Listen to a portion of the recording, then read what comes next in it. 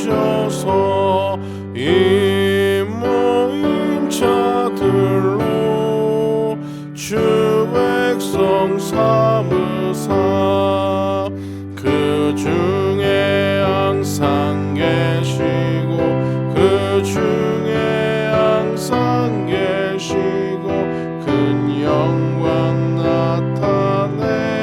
나타내소서.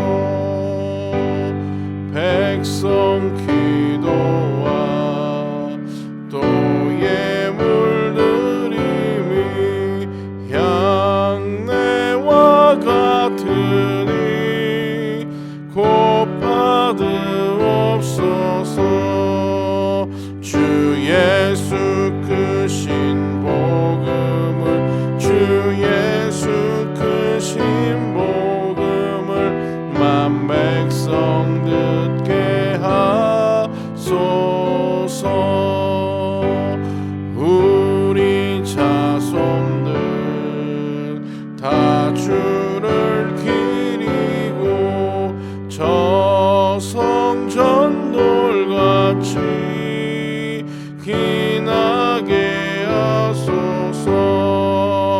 주 구원하신 능력을 주 구원하신 능력을 늘 끝날까지 주소서. 주 믿는 만민이 참 진리 지키며 옛 성도들같이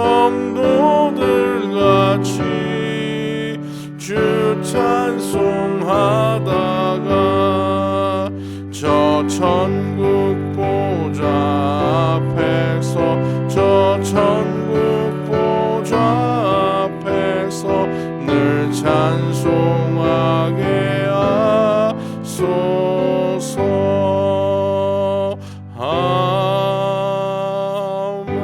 아멘. 우리를 사랑하셔서 이 한 주간도 주의 은혜로 살아가게 하신 주님, 주님의 날을 보내고 이제 3일을 보낸 이후 이 수요일 저녁에 함께 예배하며 주님 앞에 나온 주의 백성들 한 명 한 명 또 가정 한 가정 주님이 기억하시고 책임지시고 인도하여 주실 줄 믿습니다.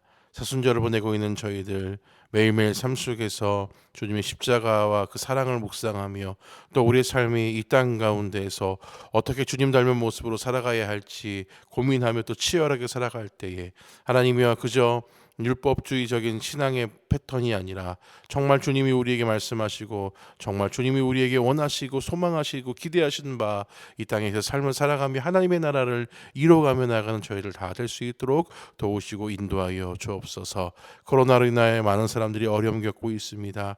주님 아버지 지금 이 어려운 때에 다시금 주의 십자가의 고난과 아버지 그 사랑하심을 묵상하며 아버지 나는 예수님의 마음으로 어떻게 저들을 도울 것이며 어떻게 이 사회 속에서 역할을 할 것인가에 대해서 다시금 기억하며 아버지 주님 고민하고 도전하는 이 시간 또 절기로 삼아 주옵소서.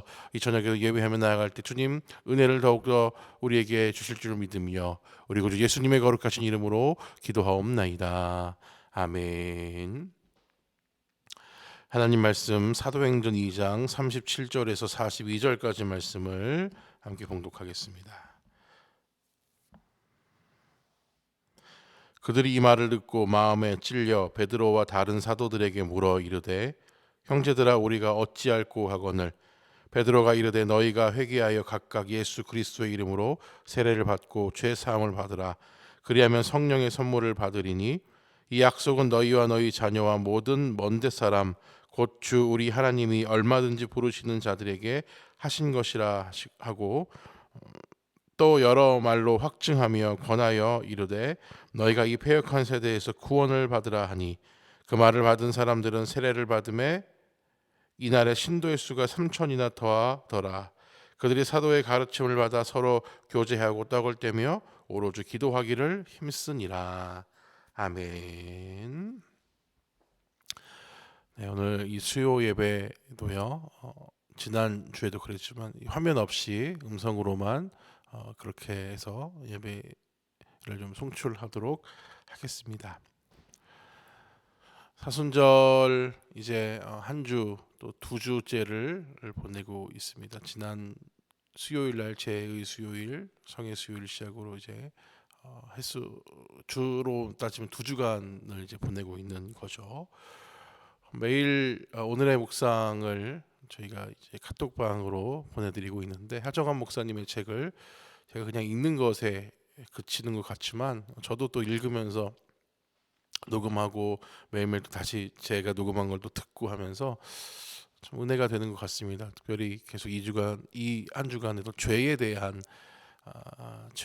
계속 묵상하게 하고, 내 죄에 대해서 얼마나 내가 죄에 대해서 예민하지 못했는지, 민감하지 못했는지, 또 그 죄를 씻기 위해서 예수님 오신 것에 대해서 얼마나 우리가 둔감하게 생활했는지에 대해서 다시금 기억하면서 그렇게 나가고 있는데요. 바라기는 그렇게 사순절 우리 이 절기를 보내면서 하나님 앞에 깨끗하고 성결한 존재로 다시금 씻음 받는 이 절기가 되었으면 좋겠습니다. 오늘 이 베드로에 대해서 또 사도행전 2장에 대해서 함께 좀 나눌 것인데요. 베드로는 생각보다 겁이 좀 많았던 사람입니다. 우리가 베드로 하면 상남자, 아주 마초 같은 그런 기질 있는 사람이라고 생각하는데, 예수님 마지막에 이제 우리가 계속 누가복음 주일날 봤잖아요. 예수님이 이제 그 종교 지도자들에 의해서 막 끌려가실 때 베드로가 물론 끝까지 예수님이 어떻게 되시는지 궁금해 따라하긴 했지만 굉장히 두려워하면서 그 길을 갔다는 거죠. 여러분, 그 뭐 강아지에 좀 비유하기는 어렵지만 그 집에서 키우는 강아지가요, 목줄이 되어 있고 주인이 있으면 더 막 사납게 짖고요. 그렇지 않으면 목줄이 풀어져 있고 주인이 없으면 오히려 이렇게 사람을 보면 좀 기운이 빠지고 그런 거죠. 그러니까 두려움이 있는 상태에서 주인이 있다는 걸, 자기 두려움을 방어해 줄 수 있는 어떤 그런 큰 존재가 있다는 것과 없다는 것의 차이가 그렇게 나는데, 베드로는 굉장히 겁이 많은 사람이었다는 거죠. 겉으로 보면 이렇게 우락부락하고 막 사납게 보였을지 모르지만 두려움과 겁이 많은 사람이었습니다. 주님이 부처 앞에 가실 때에 멀찍이 따라갔고 또 3번이나 부인한 것, 이 모든 것이 두려움 때문이었죠. 주님이 다시 살아나셨다라는 소식을 듣고 어떻게 했습니까? 베드로가 살아나셨습니까?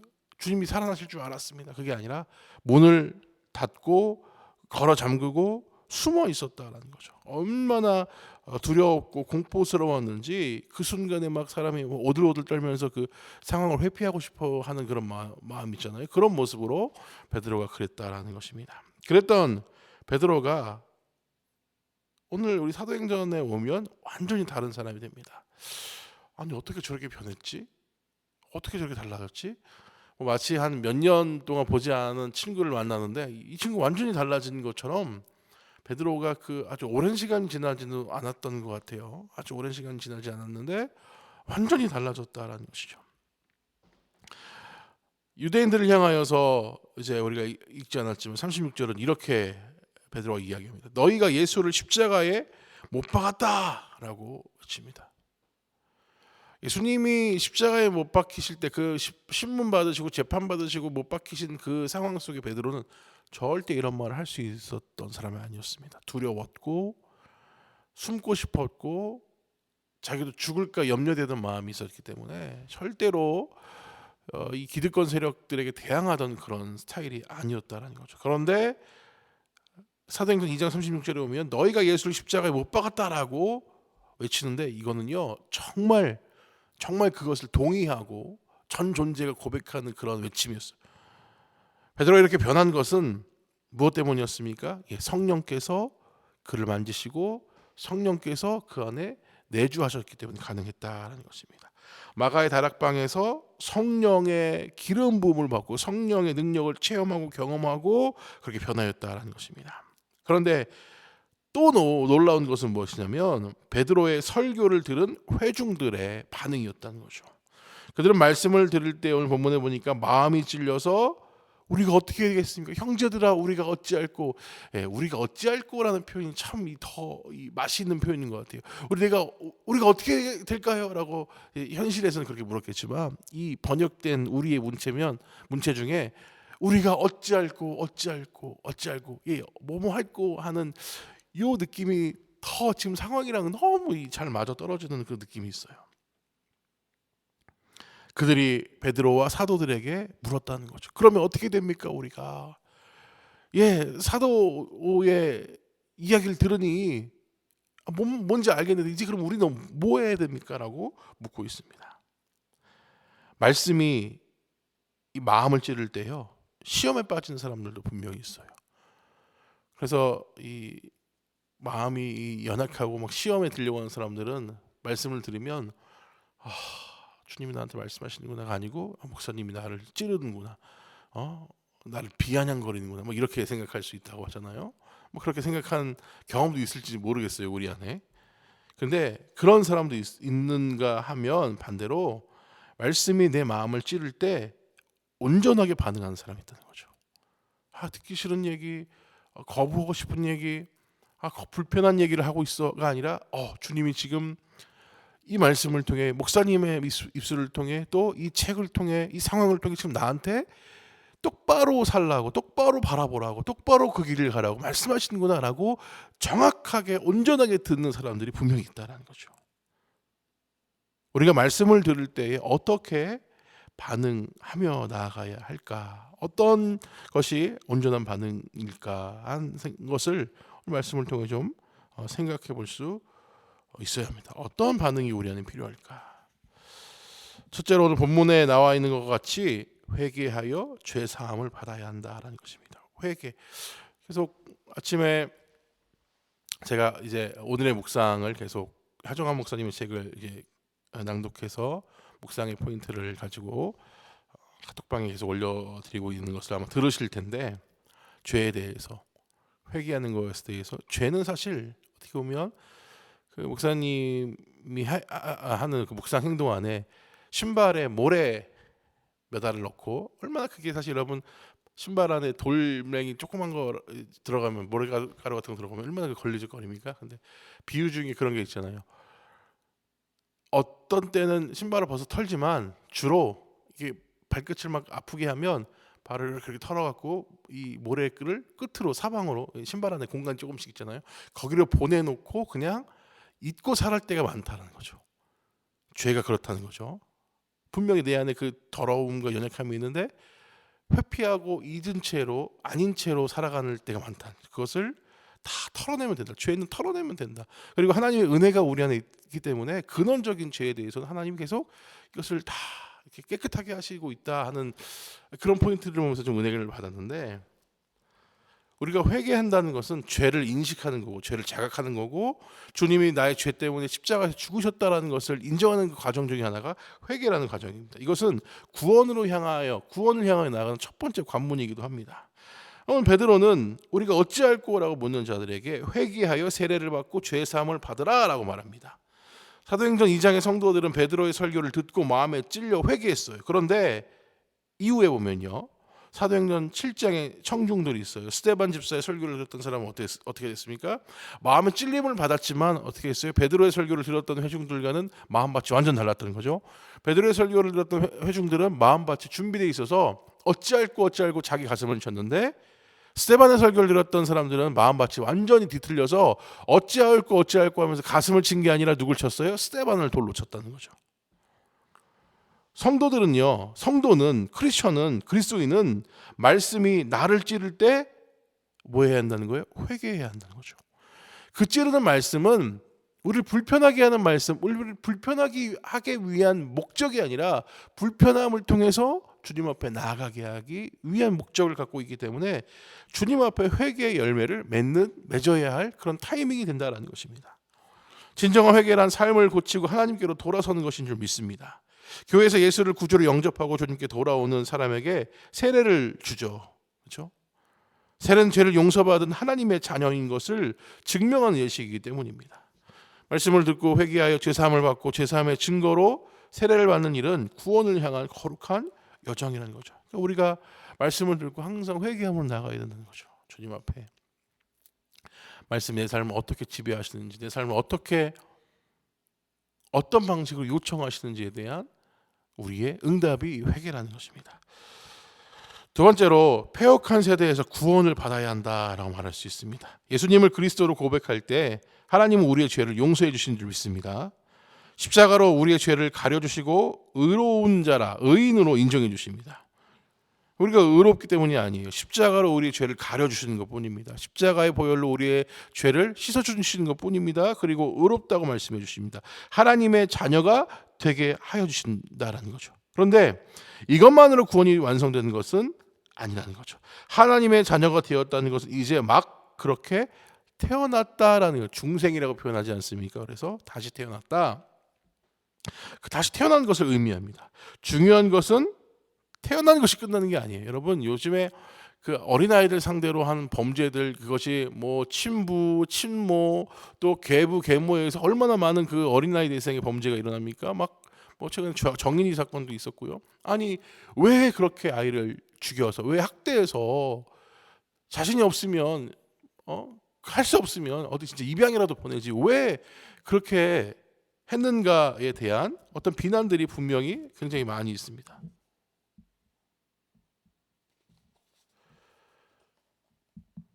생명을 너무나 경시하는 그런 모습들을 우리가 볼 수 있죠. 그러니까 낳은 정, 태어나는 게 다가 아니라 자라는 과정, 양육하는 과정이 너무나 중요합니다. 아주 진짜 정말 인간 말종의 부모 밑에서 태어났다 하더라도 너무 좋은 양육자를 만나면 그 아이의 인생은 달라집니다. 그렇죠?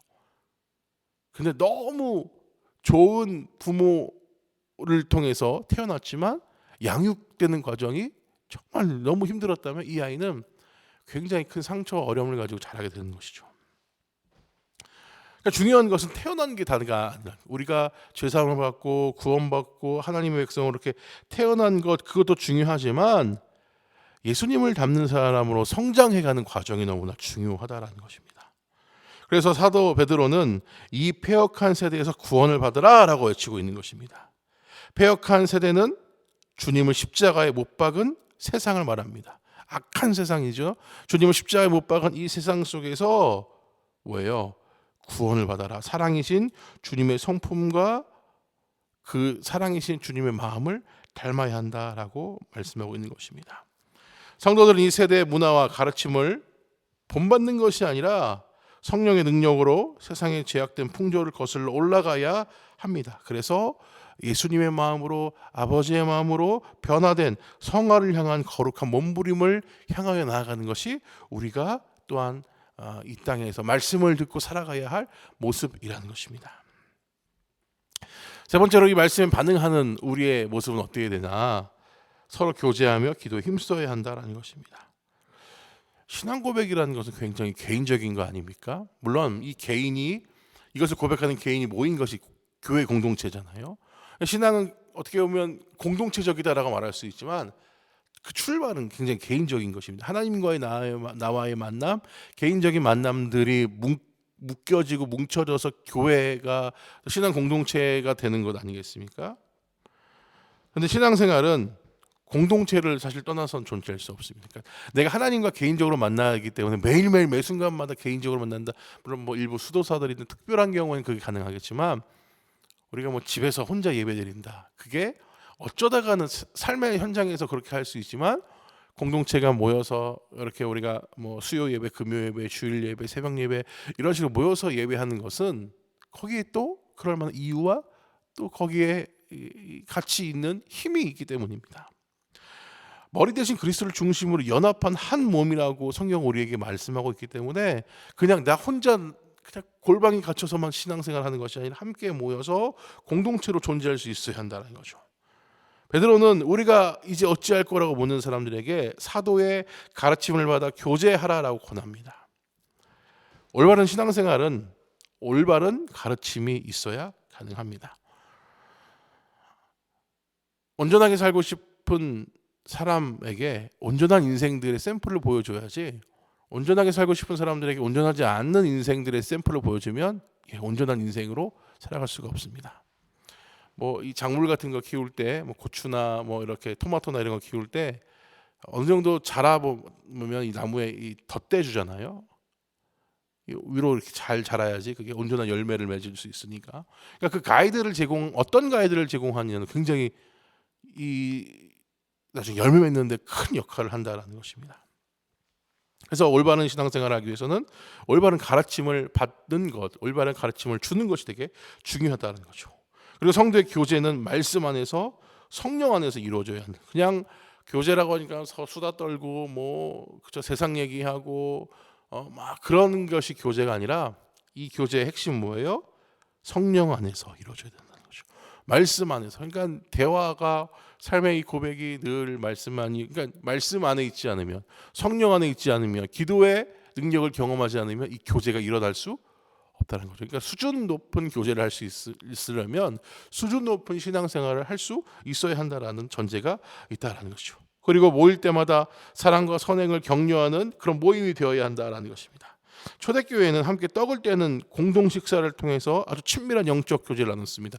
그냥 물론 그 당시에 굶주리 있는 사람들이 많았기 때문에 그 초대교회 공동체가 주는 식사의 어떤 그 식탁 교제가 굉장히 중요한 역할을 했다고 해요. 그러니까 어떻게 보면은 한 주 동안 거의 하루에 한 끼를 먹기도 힘들었는데 이렇게 교제가 있고 예배가 있을 때는 그나마 한 끼를 이제 풍족하게 먹을 수 있는 그게 진짜 영과 육이 채워지는 시간이 되었다라고 하던데, 그런 식사를 통해서 아주 친밀한 교제를 나눴다라고 하죠. 그리고 기도하는 일에 굉장히 힘을 썼다라고 합니다. 이 기도 역시 공동의 기도, 함께 나누는 기도였다는 거죠. 공동체 영성을 회복하는 일은 구원받은 우리에게 주어진 거룩한 과제라는 거죠. 이 팬데믹, 이 코로나가 계속되면서 이 부분의 힘을 잃게 됩니다. 그렇죠?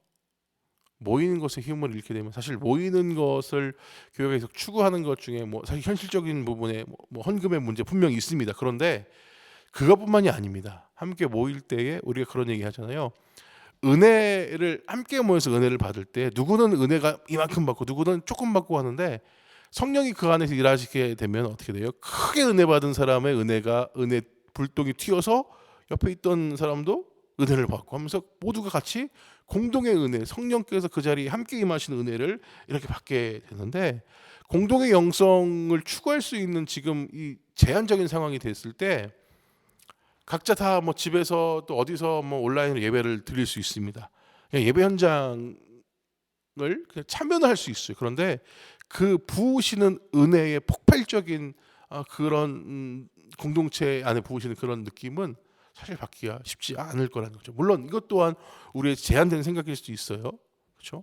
통신을 통해서 각각의 가정에 예배가 송출되는 것처럼 성령께서는 이미 그런 역할을 이전부터 공간의 어떤 제약 상관없이, 시간의 제약 상관없이 어디서든 일하시게 하신 분이 성령이시기 때문에 가능하지만 연약한 우리에게 쉽지 않다라는 것입니다. 지난 수요일부터 이제 사순절이 시작됐습니다. 사순절은 주님을 닮아가는 거룩한 절기죠. 이제 우리가 초대교회 성도들이, 물론 그들도 죄악 가운데 온전한 믿음 없이 살아갔던 사람들일 거예요. 그랬던 그들이 베드로의 설교를 듣고 말씀을 듣고 말씀을 보고 여러 가지 그런 과정들과 단계들과 또 어떤 상황들을 통해서 말씀을 듣고 어떻게 반응했다는 거죠? 우리가 어떻게 해야 합니까? 어찌할꼬 반응한 것처럼 주님 앞에 나가서 이 사순절기를 살아가는 그 말씀을 우리에게 주실 때마다, 주님, 우리가 어떻게 하겠습니까? 내가 어떻게 살아야겠습니까? 내가 어떤 마음으로 주님 앞에 서야겠습니까? 라고 주님 앞에 물으며 나아가야 한다는 것입니다. 진실한 회개와 성화의 삶, 그리고 공동체 영성을 회복하도록 힘쓰는 사순절기 우리가 살아내는 저 여러분 되시기를 주님 이름으로 부탁을 드리겠습니다. 우리 찬송 305장 찬송하시고 주님 가르쳐 주신 기도를 마치겠습니다.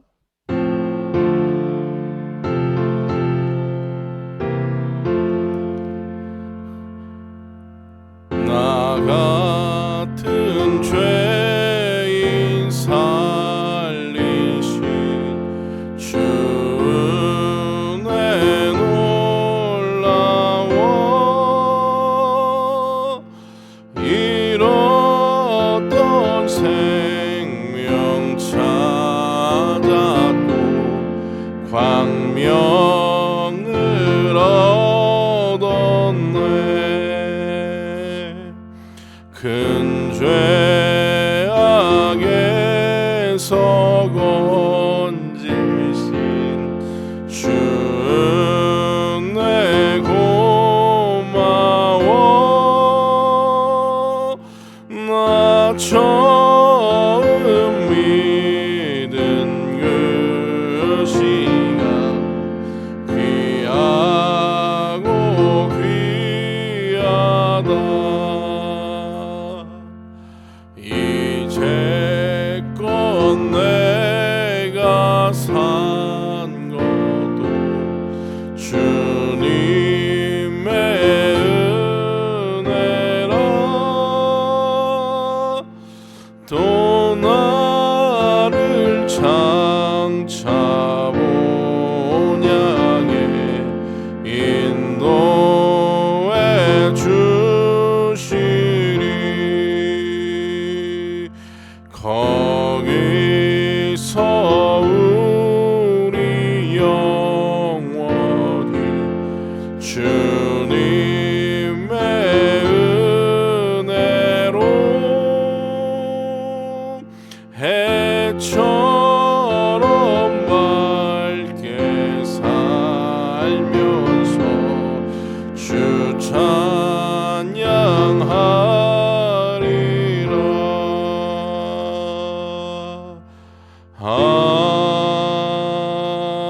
아멘. 하늘에 계신 우리 아버지여, 이름이 거룩히 여김을 받으시오며 나라가 임하시오며 뜻이 하늘에서 이루어진 것 같이 땅에서도 이루어지이다. 오늘 우리에게 일용할 양식을 주시옵고 우리가 우리에게 죄 지은 자를 사하여 준 것 같이 우리 죄를 사하여 주시옵고 우리를 시험에 들게 하지 마시옵고 다만 악에서 구하시옵소서. 나라와 권세와 영광이 아버지께 영원히 있사옵나이다. 아멘.